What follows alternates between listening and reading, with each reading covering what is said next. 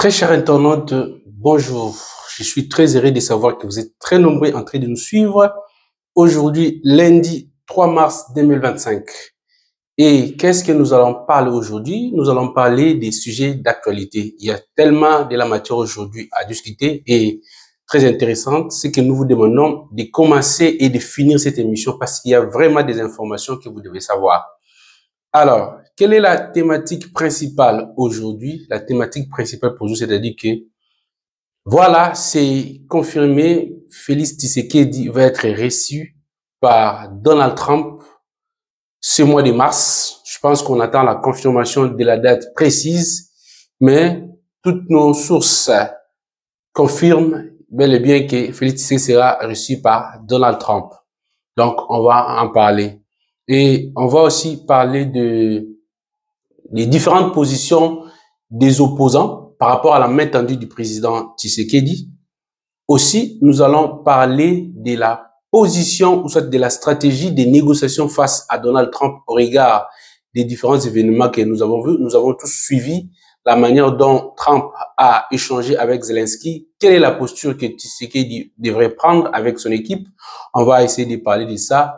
Bonne nouvelle, les Ouazalendo et des FRDC ont quand même avancé. Déjà, ils sont à Bukavu où nous vous parlons déjà à côté d'Antenne TV, des télévisions de Bukavu. Ils sont là. On nous signale d'ailleurs au moment où nous sommes en train de parler qu'ils sont en train d'avancer sérieusement. Là, c'est une très bonne nouvelle. Courage aux Ouazalendo pour cette percée. Et ensuite, on va essayer de discuter aussi d'un élément très important. Il s'agit de différents événements, notamment au niveau des Kwamut. Nous avons suivi qu'il y a plusieurs milices qui ont été arrêtées et neutralisées, 60 d'ailleurs même arrêtées, donc et éliminées aussi neutralisées. On va discuter et alors à l'âge. Donc, sans tarder, nous allons commencer déjà par le sujet d'actualité de Félix Tshisekedi qui va être reçu par Donald Trump. Voilà, nos sources confirment certainement que Tshisekedi va être reçu ce mois-ci de mars. On attend la confirmation de cette réception. Mais ce qui est très important ici à savoir, c'est ce que nous devons faire. Je voudrais vous informer que, en tant qu'expert en négociation et en stratégie de développement, ce que nous allons conseiller, nous estimons que tous ceux qui nous suivent devraient faire arriver ces messages ici auprès des autorités, c'est que il faut déjà étudier ce qui c'est Donald Trump. C'est-à-dire que Donald Trump est un businessman. Il utilise la technique d'anticipation, mais aussi de fixer des limites. Lui, c'est un businessman. Lorsque nous allons là-bas, nous devons savoir exactement ce que nous voulons. Et nous, à l'État, ce que nous voulons, c'est d'abord de pouvoir récupérer l'intégrité de notre territoire. Et nous devons savoir que lui, étant que business, ce qui va lui intéresser, c'est d'abord de l'argent, de la matière. Nous avons nos minéraux, nous avons tout ce que nous avons comme richesse. Quelles sont des concessions que nous pouvons faire pour que nous puissions avoir gain de cause lorsque nous irons négocier avec Trump? Puisque nous devons savoir que la République démocratique du Congo, déjà, est un enjeu, je ne cesse de le dire, c'est un enjeu sur le plan mondial. Et que nos richesses constituent la grande réserve de toute l'humanité, que nous devons savoir comment jouer pour que nous puissions tirer profit. Sinon, on risque de nous prendre tout sans pour autant que nous puissions en bénéficier. Il y a le couloir des Lobito qui est en gestation. Vous devez savoir qu'au niveau des États-Unis, il y a ce qu'on appelle la politique étrangère américaine. C'est que ce projet-là, ce n'est pas le président d'un président, c'est un projet américain qui devrait être réalisé. Les États-Unis ont besoin de minerais et ces minerais-là, ces métaux rares, se retrouvent en République démocratique du Congo en grande quantité. Ce qu'il va falloir pour eux, c'est de négocier, de gagner les marchés. Nous, ce que nous devons demander. Oui, bien sûr, nous pouvons vous donner le minerai, tout ça. Mais ce que nous vous demandons, c'est d'abord de nous aider sans paix. Il peut pas y avoir des affaires. Et Trump, sur ce point-là, sera intransigeant. C'est-à-dire parce qu'il sait que business regarde paix. Et si on insiste là-dessus et qu'on joue bien, je pense qu'on pourra gagner la paix et profiter de cela, créer ce qu'on appelle un marché où on pourrait créer de l'emploi et puis faciliter l'organisation sur le plan interne et puis pouvoir vivre aisément sans pour autant qu'on ait des gens qui viennent nous menacer. Voilà ce que nous pourrons dire pour l'instant. Et lorsqu'on va en négociation, il faut connaître déjà les tabous des gens vers qui on veut aller. Les États-Unis, comment on peut négocier avec eux, comment ils se comportent, c'est ce que nous devons faire. On ne peut pas dire toutes les stratégies de négociation ici, mais nous donnons ici des grandes lignes pour savoir qu'on va négocier, il faut savoir avec qui on veut négocier, comment il se comporte, qu'est-ce qu'il veut. Je donne un élément clé, c'est d'abord que Donald Trump est un businessman. Il se basera sur 3 principes. Le premier principe, c'est d'abord, c'est anticipation, mais aussi fixer des limites, et c'est la matière. Qu'est-ce qu'il faudra faire? C'est à nous de voir. Il est déjà avisé. Donald Trump, déjà, ils ont des informations sur nous. Comment nous pouvons déjà anticiper ce qu'eux attendent de nous? Quelles sont les différentes stratégies que nous allons faire? Qu'est-ce que nous nous demandons principalement? C'est d'abord de nous mettre dans des situations de paix pour conquérir l'intégrité de notre territoire, créer les couloirs et puis faciliter la population de pouvoir retrouver l'emploi et vivre en paix. Voilà ce que nous pouvons dire. Un autre élément, j'étais en train de vous dire que les Wazalendo sont déjà à Bukavu et ils sont en train d'avancer. Au moment où je vous parle, et vraiment, ils ont pu à maîtriser tous les M23 qui étaient tout autour de l'antenne TV et Bukavu. On les a maîtrisés, ils sont en train de les contrôler. C'est que nous nous demandons maintenant qu'il faut que les Wazalendo puissent être très, très prudents parce que, et ils sont nombreux au niveau de Bukavu. Il faut une certaine stratégie de combattre. C'est-à-dire que vous attaquez, vous récupérez, vous devez aussi demander des renforts puisque là, nous sommes en train, on nous signale déjà que les renforts sont en train de revenir parce que le problème, c'était le commandement. Lorsque le commandement est en échec, ça dit que c'est perturbé, c'est-à-dire que c'est difficile pour pouvoir arranger des troupes. Là, maintenant, puisqu'il y a quand même une confiance qui est en train de revenir. Donc, du coup, il y a quand même des renforts qui sont en train d'arriver. Nous espérons que d'ici là, on pourra récupérer des choses. Donc, nous devons être plus en plus organisés pour pouvoir réussir cet événement-là.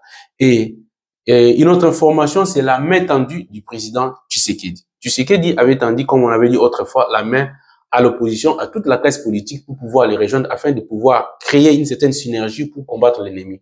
Voilà, il y a un slogan qui est là. Peuple congolais, Téléma, Bendele Koyate, nous devons les soutenir. Nous soutenons cette stratégie de communication.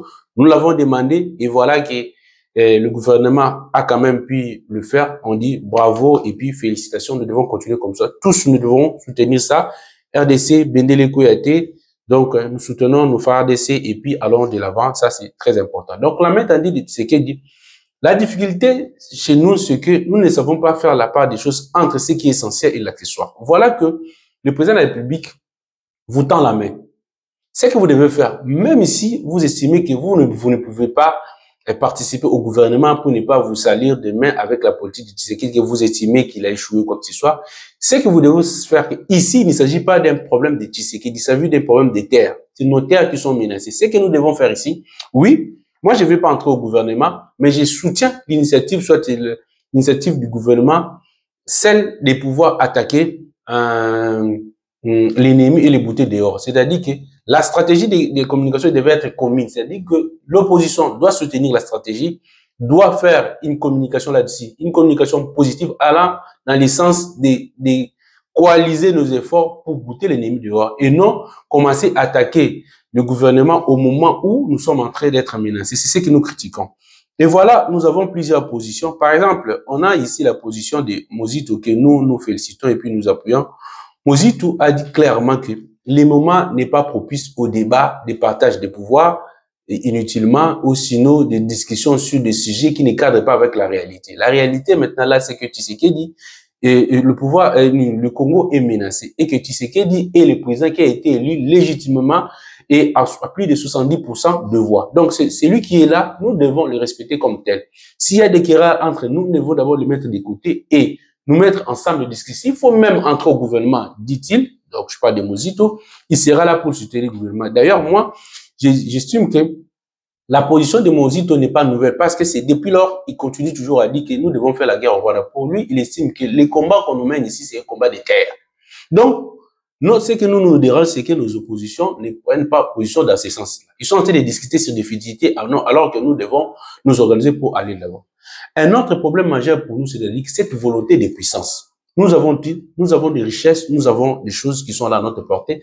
Organisons-nous pour que nous puissions aller de l'avant, contrôler toutes nos frontières et avoir cette volonté de puissance. C'est-à-dire que savoir que nous pouvons devenir aussi une puissance. Comment devenir une puissance? C'est pourquoi nous conseillons à cet instant ici au gouvernement, spécialement au président de la République, c'est le moment d'utiliser la science. C'est-à-dire que nous avons des meilleures universités avec des grands scientifiques de haute facture. C'est que nous devons les utiliser dans tous les domaines possibles pour que nous puissions voir comment nous pouvons tirer profit de nos avantages. Créer un certain avantage comparatif. C'est-à-dire, l'avantage comparatif, c'est que nous avons et d'autres personnes en manquent. Comment faire en sorte que nous nous rendons indispensables vis-à-vis de ceux qui ont besoin de nous? Nous avons des minéraux, nous avons des terres rares.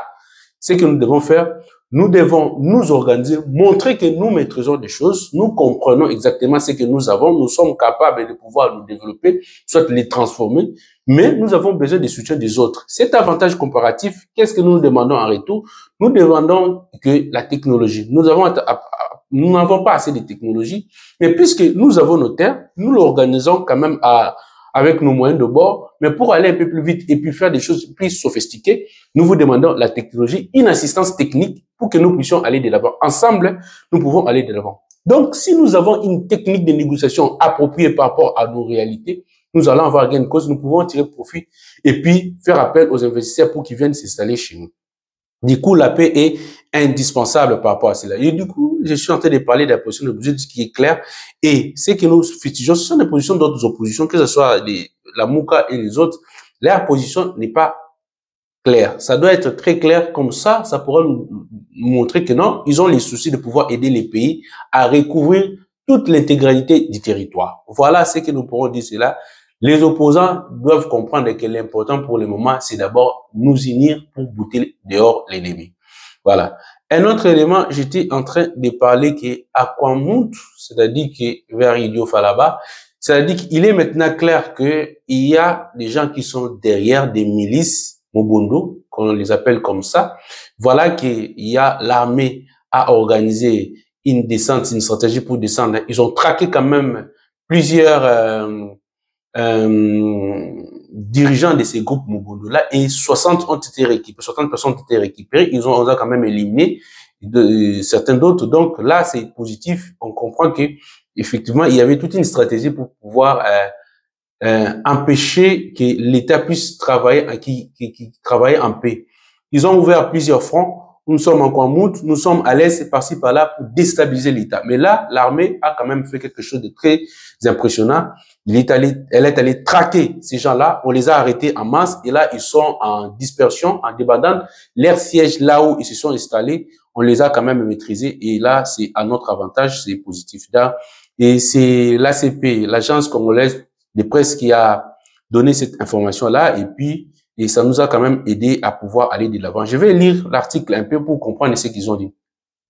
L'armée congolaise a récupéré le matin c'était samedi 2025, 60 vaches volées par les milices. Ils ont même volé Mobondo hier, vendredi, et dans quelques fermes situées le long de la RN17. Au-delà des vaches récupérées, les FARDC ont neutralisé 6 miliciens Mobondo et récupéré des armes à feu de type calibre 12. A-t-on lu dans ces communiqués signés par le capitaine Anthony Mwalishayi, porte-parole des opérations Ngemba à l'ouest du pays. Donc, quand même, ça, c'est positif. Il faut les traquer comme ça pour ne pas empêcher qu'ils ouvrent plusieurs fronts pour nous déstabiliser. Mais il est signalé qu'il y a quand même des gens qui sont derrière ces gens-là. On cite l'ancien président de la République, Kabila. Et donc, on doit quand même faire un effort pour contrôler les choses, pour ne pas permettre à ce que ces gens-là ouvrent plusieurs fronts et ça va causer préjudice à l'État congolais. Voilà quand même ce qu'on pourrait partager aujourd'hui, très chers internautes. Je pense qu'on va revenir encore bientôt pour vous donner de nouvelles de l'avancée des Ouazalendo au niveau des Bukavu et quelles sont les autres stratégies qui ont été mises en place pour pouvoir les neutraliser carrément des Bukavu aussi, poursuivre pour aller récupérer l'intégralité de notre territoire. Ça, c'est positif pour nous. Pour me résumer, et là, c'est confirmé, Félix Tshisekedi sera reçu par Donald Trump. Nous demandons seulement de prendre au sérieux cette histoire pour bien préparer notre position de négociation afin de pouvoir tirer profit de cette opportunité qui s'offre à nous. Il y a la main tendue de Tshisekedi, comme nous l'avons dit, l'avancée des Wazalendo vers Bukavu, ils ont déjà récupéré l'antenne TV.